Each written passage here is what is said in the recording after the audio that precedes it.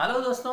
आज इस वीडियो में हम बात करेंगे म्यूचुअल फंड क्या है, म्यूचुअल फंड कैसे काम करता है। और वैसे बहुत सारे ऐड आते हैं टीवी में म्यूचुअल फंड को लेके कि म्यूचुअल फंड सही है, म्यूचुअल फंड सही है।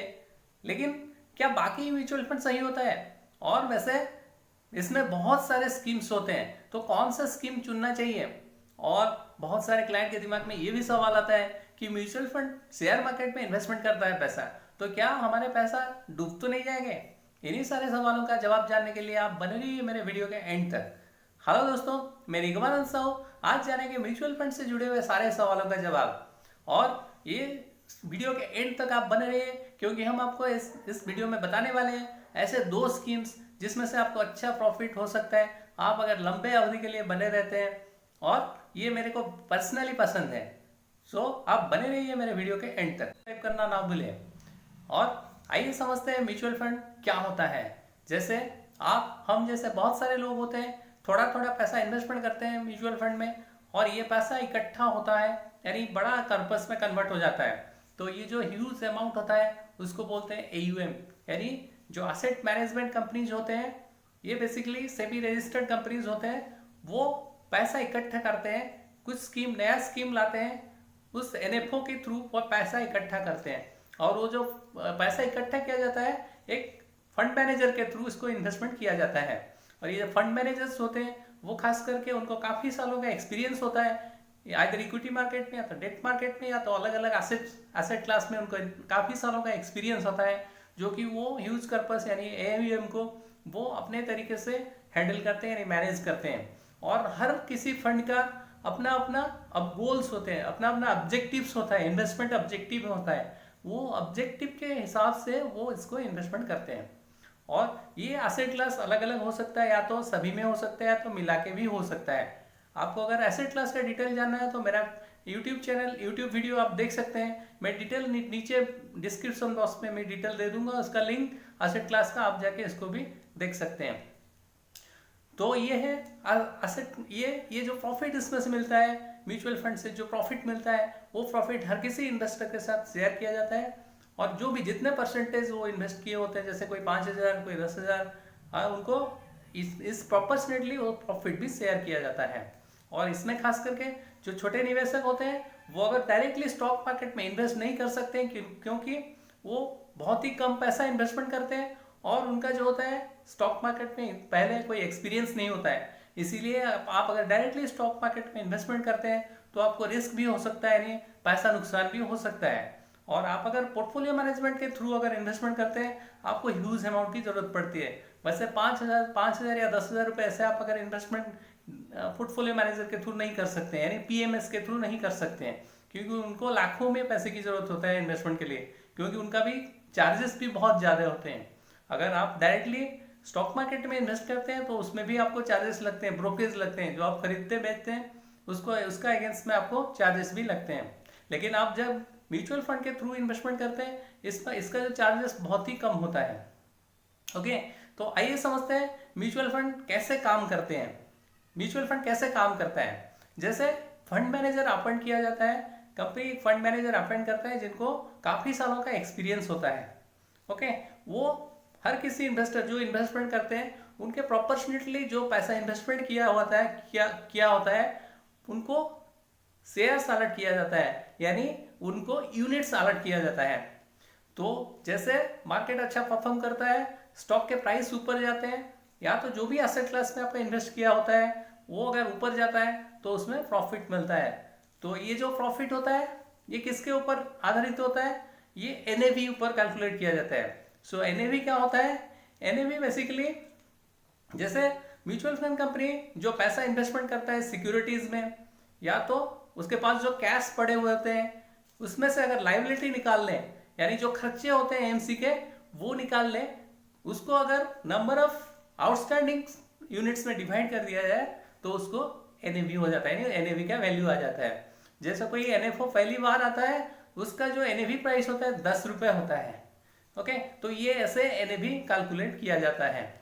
और इसमें जैसे आप बहुत सारे स्टॉक में इन्वेस्टमेंट होता है, जैसे आप मल्टी कैप में आप इन्वेस्टमेंट करते हैं तो इसमें बहुत सारे स्टॉक में इन्वेस्टमेंट होता है, यानी लार्ज कैप में होता है, मिड कैप में होता है या स्मॉल कैप में होता है। इसीलिए मल्टी कैप में आपका पैसा अगर इन्वेस्टमेंट होता है, ये आपको अच्छा डाइवर्सिफिकेशन मिल जाता है। इसीलिए जो नए क्लाइंट्स होते हैं, नए इन्वेस्टर होते हैं और छोटे निवेशक होते हैं, उनको अगर इसके थ्रू आप इन्वेस्टमेंट करते हैं तो इसमें आपको रिस्क भी कम हो जाता है और रिटर्न भी अच्छा मिल जाता है।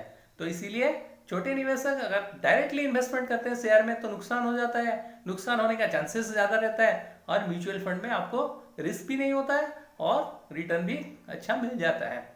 आइए समझते हैं एक्सपेंस रेशियो क्या होता है। जैसे कोई एसेट मैनेजमेंट कंपनी अपना पैसा जो है AUM को इन्वेस्टमेंट करता है, आपके फेवर पे इन्वेस्टमेंट करता है, तो उसमें से कुछ चार्जेस लगते हैं उसको।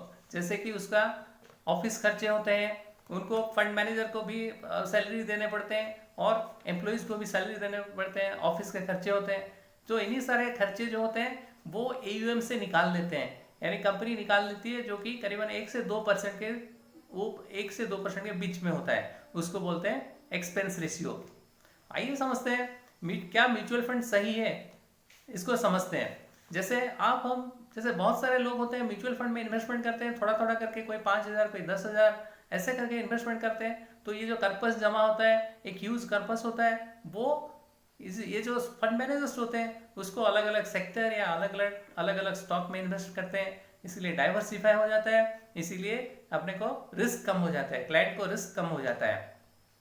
और आप अगर डायरेक्टली स्टॉक मार्केट में इन्वेस्ट करते हैं, या छोटा निवेशक जो 5,000 10,000 रुपये लेके अगर स्टॉक मार्केट में जाता है इन्वेस्टमेंट करने के लिए, उसमें एक तो उसको एक्सपीरियंस नहीं होता इक्विटी मार्केट में, इसीलिए लॉस होने का भी ज़्यादा चांसेस रहता है। और दूसरी बात ये कि आप 2,000 5,000 रुपये लेके अगर स्टॉक मार्केट में जाते हैं तो इसमें आपको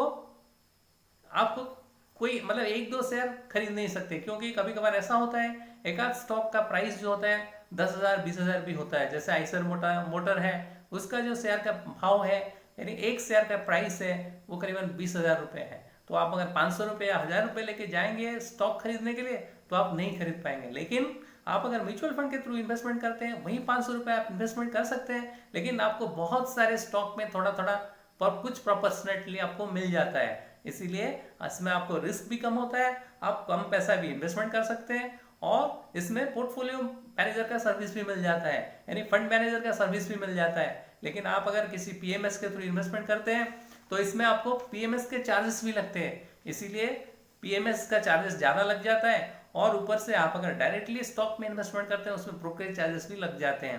अगर आप अगर रेगुलर इन्वेस्टर है, यानी ट्रेडर है, तो उसमें आपको जितनी बार खरीदते हैं बेचते हैं उसमें चार्जेस आपको ब्रोकरेज लग जाते हैं, इसीलिए वो ब्रोकरेज बहुत लग जाता है आपको। लेकिन आप अगर म्यूचुअल फंड के थ्रू करते हैं, इन्वेस्टमेंट करते हैं, तो उसमें जो होता है एक्सपेंस जो होते हैं वो बहुत ही कम लगता है, जो कि ब्रोकरेज होता है वो बहुत ही कम लगता है। और इसमें आपको टाइम भी नहीं देना पड़ता है, क्योंकि आप अगर डायरेक्टली शेयर में लगाते हैं तो आपको उसको देखना पड़ता है क्या हो गया, क्या कैसे कब खरीदना है कब बेचना है, वो पैसा उसका शेयर का प्राइस नीचे तो नहीं चला गया, और इतने ये सारे रिस्क भी लेने पड़ते हैं। लेकिन आप अगर म्यूचुअल फंड में आप खरीदते हैं, कोई स्कीम लेते हैं, तो इसमें आपको टाइम नहीं देना पड़ता है, कम पैसे में हो जाता है, फंड मैनेजर का बेनिफिट में मिल जाता है, और आपको टाइम भी नहीं देना पड़ता है, रोज रोज देखना नहीं पड़ता है। तो ये सारे बेनिफिट है आप अगर म्यूचुअल फंड में इन्वेस्ट करते हैं तो, इसीलिए ये छोटा निवेशक के लिए बहुत ही अच्छा है। तो इसीलिए म्यूचुअल फंड सही होता है।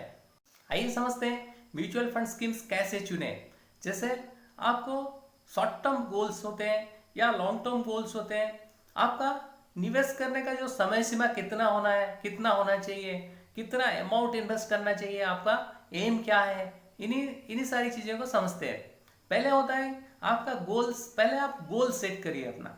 अब आपको शॉर्ट टर्म में इन्वेस्टमेंट करना है या लॉन्ग टर्म में इन्वेस्टमेंट करना है, आपका गोल शॉर्ट टर्म है या लॉन्ग टर्म है या मीडियम टर्म है। आपका अगर गोल्स जो होते हैं शॉर्ट टर्म के लिए होता है, जैसे कि आपको 2 साल के बाद आपको फॉरेन ट्रिप पे जाना है, या 3 साल के बाद एक कार लेना है, या 5 साल के बाद आपको एक कार लेना है, या 10 साल के बाद एक घर लेना है, या बेटी की शादी है 15 साल के बाद या 10 साल के बाद बेटी की शादी है।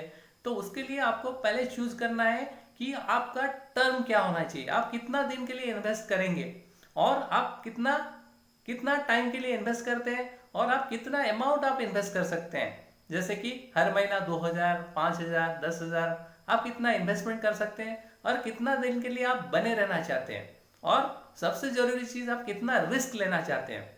इन्हीं 4 चीजों के ऊपर आपका इन्वेस्टमेंट होना चाहिए। जैसे कि आप अगर शॉर्ट टर्म के लिए इन्वेस्टमेंट करना चाहते हैं, यानी आपका शॉर्ट टर्म गोल होता है जैसे कि फॉरेन ट्रिप पे जाना है 2 साल के बाद, तो इसमें आप कौन सा म्यूचुअल फंड चुने जो कि आपको शॉर्ट टर्म के लिए रिस्क कम वाला लेना चाहिए। इसीलिए आप डेट फंड को चुन सकते हैं, क्योंकि डेट फंड जो होता है एक फिक्स एसेट क्लास होता है। इसमें जो रिटर्न होता है फिक्स रिटर्न होता है, जो कि नॉर्मल फिक्स डिपॉजिट से थोड़ा सा ज़्यादा होता है, यानी 8-9% के बीच में रहता है, यानी 10% तक भी जा सकता है। तो इसमें एक तो आपका इन्फ्लेशन को बीट करने की कैपेसिटी है इसमें, और दूसरा जो है इसमें आपको रिस्क कम होता है, क्योंकि ये इक्विटी में इन्वेस्टमेंट नहीं होता है, ये फिक्स एसेट क्लास में इन्वेस्टमेंट होता है। इसीलिए आप अगर शॉर्ट टर्म गोल है आपका 2 या 3 साल का रेंज में, तो आप डेट फंड को चुन सकते हैं।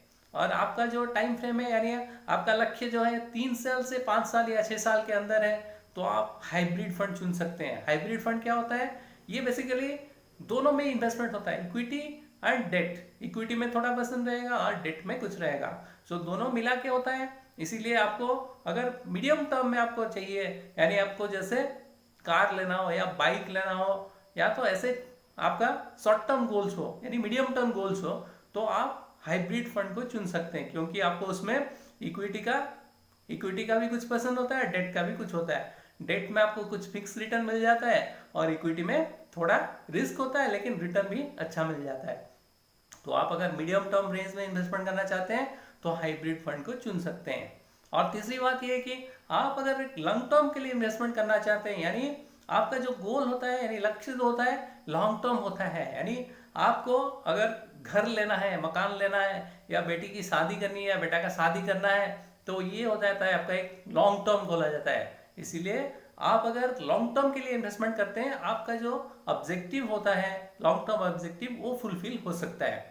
तो लॉन्ग टर्म के लिए आप अगर इन्वेस्टमेंट करते हैं तो आप इक्विटी फंड को चुन सकते हैं। वैसे बहुत सारे इक्विटी में भी बहुत सारे स्कीम्स मिल जाएंगे आपको, लेकिन आप अगर इक्विटी का कोई भी फंड चुन सकते हैं, जैसे मल्टी कैप हो सकता है या तो मिड कैप हो सकता है, ऐसे फंड चुन सकते हैं जो कि लंबी अवधि के लिए आप अगर बने रहते हैं, इसमें आपको अच्छा रिटर्न मिल जाता है। और इसमें जैसे आप इक्विटी में, हमेशा मैं ये बोलता रहा हूँ कि आप अगर लंबे अवधि के लिए इन्वेस्टमेंट करते हैं तो इक्विटी में इन्वेस्टमेंट करिए, तो आपको बहुत अच्छा रिटर्न मिल सकता है। जैसे कि कोई 10% से ऊपर भी मिल सकता है, 20% तक भी मिल जाता है। बहुत सारे स्कीम्स ऐसे होते हैं जो आपको 15% के ऊपर भी मिल जाता है।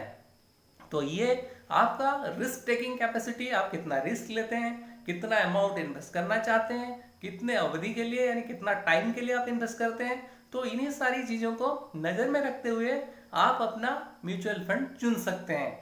आइदर शॉर्ट टर्म के लिए डेट फंड हो सकता है, मीडियम के लिए हाइब्रिड फंड हो सकता है, और लॉन्ग टर्म के लिए इक्विटी स्कीम्स आप चुन सकते हैं। कई सारे इन्वेस्टर के दिमाग में ये सवाल आता है कि म्यूचुअल फंड वाले जो है स्टॉक मार्केट में पैसा इन्वेस्टमेंट करते हैं, तो हमारे पैसे सेफ तो है, पैसा डूब तो नहीं जाएगा? आइए समझते हैं। जैसे आप इक्विटी स्कीम्स में आप इन्वेस्ट करते हैं, तो इसमें आपका पैसा स्टॉक मार्केट में इन्वेस्टमेंट होता है। ओके, तो आइए समझते हैं इक्विटी स्कीम्स जो होते हैं वो डाइवर्सिफाई कैसे होता है और इसमें रिस्क क्यों कम होता है। ओके, तो आइए देखते हैं मल्टी कैप के बारे में। पहले हम समझते हैं मल्टी कैप जो होता है ये इक्विटी स्कीम होता है, लेकिन इसमें जो होता है आपका पैसा एक पर्टिकुलर स्टॉक में नहीं लगता, यानी एक पर्टिकुलर कैटेगरी के स्टॉक में नहीं लगता, क्योंकि इसमें लार्ज कैप स्टॉक्स होते हैं, मिड कैप स्टॉक्स होते हैं और स्मॉल कैप स्टॉक्स भी होते हैं, वो भी प्रोपोर्शनलिटी होते हैं। तो इसीलिए आपका पैसा किसी एक पर्टिकुलर शेयर में, किसी एक पर्टिकुलर सेक्टर में नहीं लगता है। कभी कभार ऐसा होता है कि लार्ज कैप स्टॉक्स ऊपर जाते हैं तो मिड कैप नीचे रहते हैं, या स्मॉल कैप ऊपर जाते हैं। अगर लार्ज कैप नीचे रहते हैं तो मल्टी कैप स्मॉल कैप्स ऊपर जाते हैं। तो ऐसे होता है कि आपका पैसा जो है डाइवर्सिफाई हो जाता है, इक्विटी क्लासेस पे भी आपका डाइवर्सिफिकेशन हो जाता है, इसीलिए आपको रिस्क कम होता है। मैंने पहले भी बताया हूँ कि आप अगर इक्विटी क्लास में इन्वेस्टमेंट करते हैं, स्टॉक में डायरेक्टली इन्वेस्टमेंट करते हैं, तो आपको रिस्क हो सकता है, क्योंकि आप उसमें पर्टिकुलर 1-2 स्टॉक में इन्वेस्टमेंट करते हैं। लेकिन यहाँ पे जो इन्वेस्टमेंट होता है अलग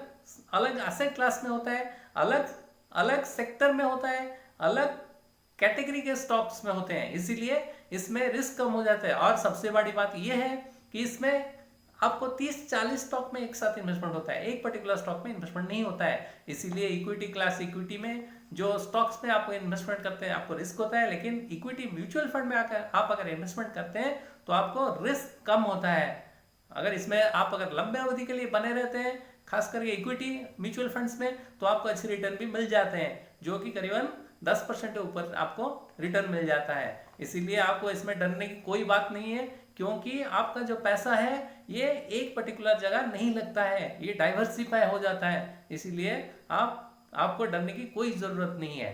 ओके, आइए समझते हैं। हम आपको पहले भी बताया था, आपको ऐसे 2 स्कीम्स हम आपको बताएंगे एंड में कि आप अगर इसमें इन्वेस्टमेंट करते हैं, यानी लंबे अवधि के लिए बने रहते हैं, तो इसमें आपको अच्छा खासा प्रॉफिट मिल सकता है। जैसे कि पहला जो स्कीम है आदित्य बिरला म्यूचुअल फंड के हैं इक्विटी स्कीम से, या तो आप टैक्स सेवर्स फंड जो 96 टैक्स सेवर्स फंड को भी चुन सकते हैं, जो कि ये दोनों स्कीम्स जो बिरला के होते हैं, आदित्य बिरला म्यूचुअल फंड के हैं, ये अच्छे आपको रिटर्न दे देते हैं। आप अगर पिछला हिस्ट्री इसका उठा के देख लेंगे तो आपको मिल जाएगा कि ये काफ़ी रिटर्न दिए, काफ़ी अच्छा रिटर्न दे रहे हैं, जो कि करीबन 15% से ऊपर आपको रिटर्न देते हैं। जो कि आप अगर इसका पूरा डिटेल देख लें, हिस्ट्री निकाल के देख लें, आप अगर इसको लंबे अवधि के लिए बने रहते हैं, 7 से 10 साल के बीच में, 10 साल तक बने रहते हैं, तो आपको करीबन 15 से 20% के एवरेज रिटर्न मिल जाता है।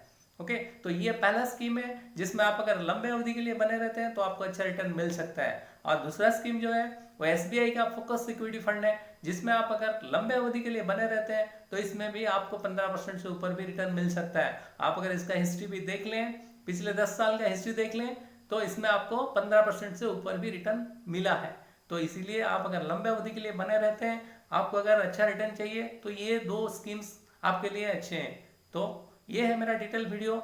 आपको अगर मेरा वीडियो अच्छा लगता है और आपको बहुत सारी चीज़ें जानने को मिलते हैं, सीखने को मिलते हैं, तो आप मेरा यूट्यूब चैनल को जरूर सब्सक्राइब करें और आपके फ्रेंड्स और फैमिली मेम्बर के साथ ये शेयर भी कर सकते हैं।